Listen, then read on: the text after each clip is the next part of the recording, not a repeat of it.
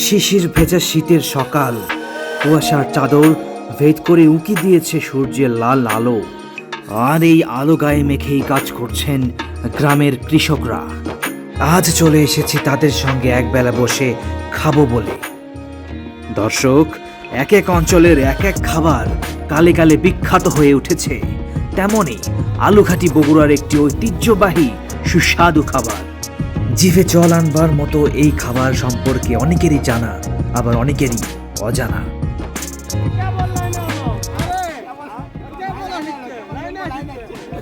মুরব্বি, কেমন লাগলো? ভালো হয়েছে? দর্শক, আমি শামির রহমান সানি, আপনারা দেখছেন দ্য সানি ডে ব্লগস। আজকে আমরা আসছি বগুড়া জেলার কাহালু উপজেলার নারহট্ট ইউনিয়নে কাহালু সর্দার পাড়াতে। দর্শক, এখানে আসছি আজকে বগুড়ার ঐতিহ্যবাহী আলু ঘাটি খাবো। আজকে এখানে বড় একটি মজলিশের আয়োজন করা হয়েছে, প্রায় 3 থেকে 3,500 লোকের আয়োজন এখানে। দর্শক, আজকে আমরা দেখাবো বগুড়ার মজলিশ কেমন হয় এবং বগুড়ার আলু ঘাটির স্বাদ কেমন। আমাদের সঙ্গে থাকবেন, আশা করছি ভালো লাগবে।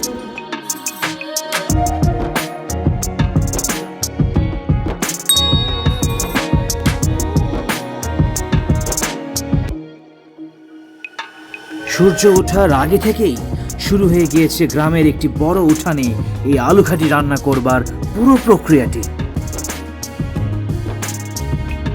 গ্রামের মহিলা ও পুরুষদের একসঙ্গে কাজ করবার একাগ্রতা ও সহযোগিতায় খুব দ্রুতই 22 মণ আলু, 5 মণ গরুর মাংস, 15 কেজি খাসির মাংস ও 19 মণ চালের এই কাজটি তারা খুব দ্রুতই সম্পন্ন করতে পেরেছেন।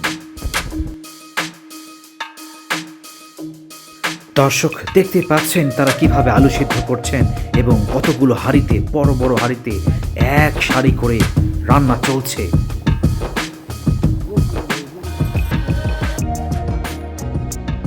একদিকে আলু সেদ্ধ হচ্ছে এবং আরেক দিকে গরুর মাংস সেদ্ধ হচ্ছে। দর্শক, গরুর মাংসগুলোকে হালকা সেদ্ধ করবার পর এগুলোকে নিয়ে যাওয়া হচ্ছে প্যান্ডেলের ভেতরে।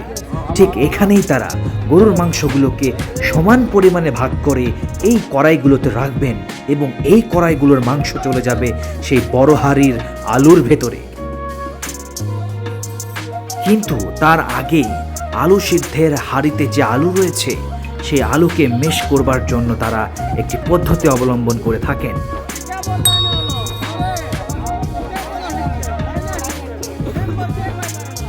যার মাধ্যমেই এই আলুটি একদম মেশ হয়ে ঘন হয়ে যায়। ঠিক তারপরেই এই মাংসগুলো আলু সিদ্ধের সেই হাঁড়িতে চলে যাবে এবং পুনরায় আবারও গরম করা হবে, সেদ্ধ করা হবে এবং এইভাবেই প্রস্তুত হয়ে যাবে বগুড়ার বিখ্যাত আলু ঘাটি। রান্না করা সেই আলু ঘাটি এবং ভাতগুলো একটি ছোট্ট প্যান্ডেলের নিচে রাখা হয়, যেখান থেকে মূলত এই খাবারগুলো সবার কাছে চলে যাবে। মুরব্বি, কেমন লাগলো? ভালো হয়েছে? ঘাটি ভালো হয়েছে? কেমন হয়েছে? ভালো ছিল? কত লোকের সমাগম দর্শক! যেখানে 3 থেকে 3,500 লোকের সমাগম হওয়ার কথা ছিল, সেখানে প্রায় 4 থেকে 5,000 লোকের সমাগম। দর্শক, এ থেকেই বোঝা যায় মৃত ব্যক্তি এবং মৃত ব্যক্তির স্বজনদের প্রতি গ্রামবাসীর ভালোবাসা কেমন। মৃত ব্যক্তির রুহের মাগফিরাতে যেমন দোয়া করা, মিলাদ মাহফিল করা হয়, তেমনই গ্রামের সকল গরিব মিসকিনদেরকে খাওয়ানো, এটিকেই মজলিশ বলা হয়। দর্শক, এই মজলিশেই গ্রামে সকল গরিব মিসকিনরা একত্রিত হন, তারা দোয়া খায়ের শরিক হন। তারপর মৃতের পরিবারের পক্ষ থেকে সবার জন্য এই আয়োজনটি করা হয়ে থাকে। দর্শক,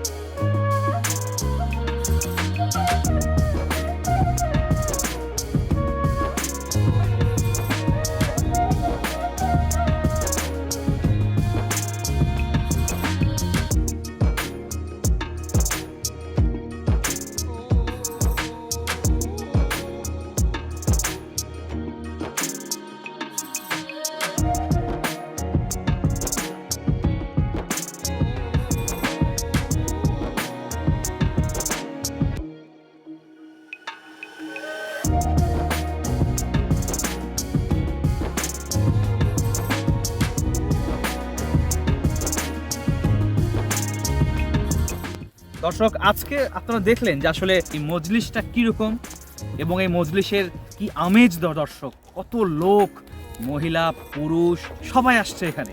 আসলে বগুড়ার মজলিস বলতে ঐতিহাসিক কিছু, বগুড়ার মজলিস বলতে আসলে আলু ঘাটি আর ভাত। দর্শক আশা করছি আজকের ভিডিওটি আপনাদের অনেক অনেক ভালো লেগেছে। যদি ভালো লেগে থাকে অবশ্যই ভিডিওটিকে লাইক করবেন, কমেন্টস করবেন এবং সাবস্ক্রাইব করে আমাদের সঙ্গে থাকবেন। ভিডিওগুলোকে বেশি বেশি করে শেয়ার করবেন দর্শক, যাতে আরও সবাই আমাদের এই ভিডিওগুলো দেখতে পারে। দর্শক আমাদের এই সকল ছোট ছোট যেই সহযোগিতাগুলো আছে এগুলো আমাদেরকে অনুপ্রাণিত করে ভালো করে কাজ করবার জন্য, আরও ভালো করে এফোর্ট দেওয়ার জন্য আমাদের ব্লগগুলোতে। দর্শক আশা করছি অবশ্যই আপনাদের সহযোগিতা আমরা পাবো এবং এই আশাতেই আজকের ব্লগটি এখানেই শেষ করছি। দেখা হবে অন্য কোনো পর্বে। আল্লাহ হাফেজ।